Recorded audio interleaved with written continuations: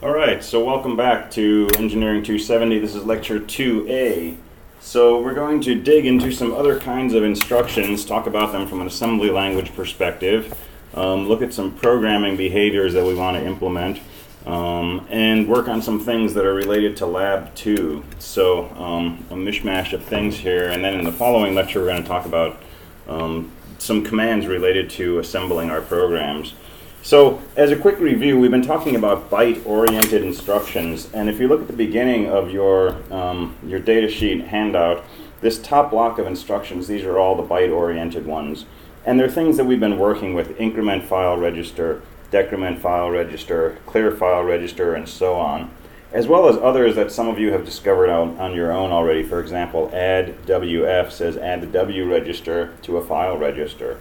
So what does this do? If we have some value in the W register and another value in some particular file register, we can add those together, right? And we can use the destination bit to specify where we want the sum to be stored, either back in the W register or back in the file register. So these byte-oriented instructions mostly work on file registers. Some of them also work on the W register. And most of them have a destination bit, so we can choose where the result of the operation will go. Well, we had a question in homework which said add 2 to a file register, and an easy way to do that is by just incrementing the file register twice. And then I asked, what if you wanted to add 9 to a file register? Well, you could write 9 increment statements, but clearly that's not very efficient. There's got to be a better way to do a large addition, and in fact there is. And this is using a concept called a literal. So how do literals work? Basically, with a literal instruction, we can specify an 8-bit number, any 8-bit number that we want. And we can say, I want to do something with this 8-bit number and the W register. So the most straightforward is move literal W. And these come out on the second page of instructions. Sorry, the third page. There's a whole set of literal instructions. So move LW says move a literal to WReg. And if you look at the coding of this, it's got an 8-bit opcode, 00001110, and then it's got 8 things that are labeled K. This is not a file register. K is actually the 8 bits of some number from 0 to 255. And whatever number you code in here, that's the number that will get loaded into WReg. So we can write an instruction like this: move literal into W 9. And that says take the number 9, right, which in binary, remember, is this. Take that number and load it into W. We're not talking about file register 9. We're talking about literally the number 9, right? Think of a 9 in quotation marks. It means take that number 9, put that into the W register. So now once that's in the W register, we could say add WF, name some file register, and since W is equal to 9, it would add 9 to the file register. So that's the easier way to say let's add 9 to the contents of a file register. First put a 9 into W, and then go ahead and add W to the register. So some of the other things we can do with literals, we can add a literal value to W. So if W had some particular value in it, and we said add literal W 57, that would add 57 to whatever value is in W. Again, it's not file register 57, right? If we say add WF 57, that says add the contents of file register 57, but this says the literal value 57 gets added to W. So WReg equals WReg plus 57. Whereas if we say add WF 57, 0, this means WReg equals WReg plus the contents of file register 57, right? And this is the whole difference between a literal and a non-literal. When we say literal, we're just using the number 57. When we say file register 57, we're saying the contents of the file register. Really important concept, okay? Literals actually use the number that we've written as the operand. Things that aren't literal usually use the operand as the address. It's the number of a file register. So we can add literals to the W register. We can also do logic operations like an AND, or an inclusive or an exclusive or we can subtract. Subtract, you have to be careful. Subtract actually subtracts the W register from the literal. So if we say subtract literal W1, you actually get 1 minus W instead of W minus 1. That's a gotcha down the road. But always come back to the data sheet and see the description of an instruction if you want to make sure what the instruction is going to do. All right, so those are literal instructions, and they're very useful. They let us do a variety of things. Let me describe one particular thing that we're going to want to do in Lab 2. So we're going to talk about input-output in the following lecture. But imagine, for whatever reason right now, the W register contains 8 bits. And suppose this bit right here is some input, some magic value X, right? And we don't know what is in these other positions. But this bit right here is interesting to us, right? Basically, since we're dealing with a microprocessor, we don't have a whole lot of bytes. Sometimes we're going to deal with individual bits inside a byte. So suppose we're interested in just this bit. This is bit 0, 1, 2, 3 of this number. And we don't care anything about these other bits. We just want to see the value of this. Well, since we don't know if these are zeros or ones and zeros or ones over here, right? This number in W could be just about anything, but all we really care about is this. So we can use the concept of a bit mask. And basically what a bit mask is used for is to say, okay, I don't know what these values are over here. Here's what I want. My W register, I want these unknown positions to all have zeros in them. And then I want this to be whatever that bit is, X. I don't want to change that because that's the one I'm interested in. But to make it easier to look at this value X, I want to force all of these other bits to 0. And there's a way to do that. We can use logic, right? We have logic operations, we have ORs, and we have ANDs, and we have XORs. Well, if we were to take WReg and we were to AND it with the following, if we were to AND the WReg with this number in binary, what's going to happen?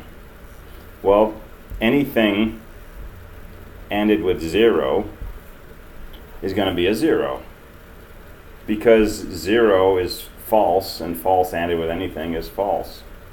But a 1 ANDed with X in this case is just going to be whatever X is. Because this is true, so the truth of true and something is just the truth value of something, right? So think back to 250. When you AND with a 1, you get whatever you ANDed. When you AND with a 0, you get 0. So if we take WReg and we AND it with this number here, we're going to end up with WReg equal to this. Zeros everywhere except in this one spot. And if we wanted to remember what was in, say, these two positions, X and Y, we could use a bit mask that looked like this. And when we AND, this bit would still be X, this bit would still be Y, but all the other bits would be 0. So bit masks are a way to pull out pieces of an 8-bit quantity, typically in the W register, and say, okay, make everything else 0, but preserve these particular bits. And what does this have to do with literals? Well, how would we AND the W register with, say, this number right here? We could say AND a literal with W, and I'm going to write this in hex. This bit mask in hex is 0C. So this instruction says take this value, right, this bit mask, do a logical AND with the current contents of the W register, write the results back into the W register. Right? These literal instructions don't have a destination bit, so they read the W register, they do something, they write the result back into W. So this instruction will do this operation right here. It will throw away basically most of the bits and leave us with just the bits that we're interested in. So bit masks are useful. And you'll get to use them in Lab 2. There's one other instruction that's going to be useful in Lab 2, and that's a byte-oriented instruction, and it's called a rotate. And there's two of these I want to look at. Rotate left, no carry F, RLNCF, and rotate right, no carry F. Okay, rotate right F, no carry. We're only going to look at the no carries for now. Okay, so what does this do? Well, it takes an operand, which is a file register, and it has a destination bit, so we can write the result into the file register or W. But what does it do? Suppose that, suppose file register 20 contains the following number.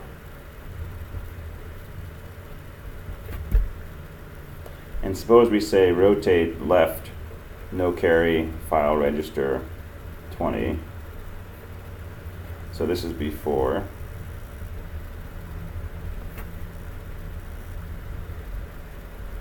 So after this instruction executes, what's the contents of file register 20? It's this 8 bits rotated to the left 1 bit. So basically, it looks like this.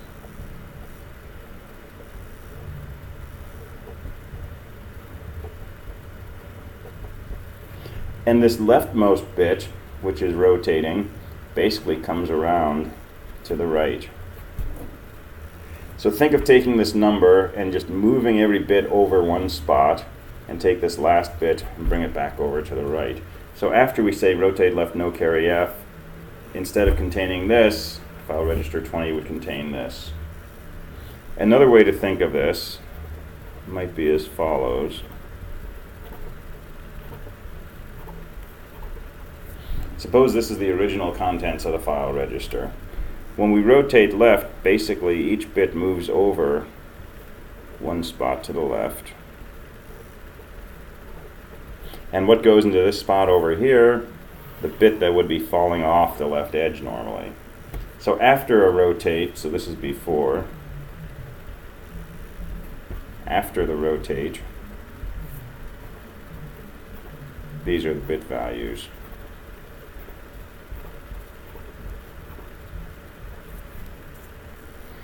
Okay, so why is this useful, and what does it have to do with literals and with bit masks? Well, suppose that these two values were the numbers that we were interested in this 8-bit quantity. What we could do is we could do a bit mask, right, to change everything to 0 except for these two quantities. And then if we rotate it to the right instead of the left 2 times, WReg would look like this. Right, X and Y, these bits would get rotated over 2 times. And now, X and Y can be thought of as a 2-bit number. And in Lab 2, we're going to be doing addition, but the things we're going to be adding are not going to be sitting in these 2 rightmost bits. They're going to be sitting in the middle of some register. So to get them into these rightmost positions, we're going to need to use a bit mask, and then we're going to need to use some rotates. And you can rotate left or you can rotate right. Okay, as long as you're doing the rotate with no carry, it's exactly the same. Rotate right, everything moves to the right 1 spot, and this rightmost bit comes back around to the left. All right, so that's all there is for this particular lecture. The following lecture, we're going to talk about doing input and output, and talk about some details related to assembly language programs.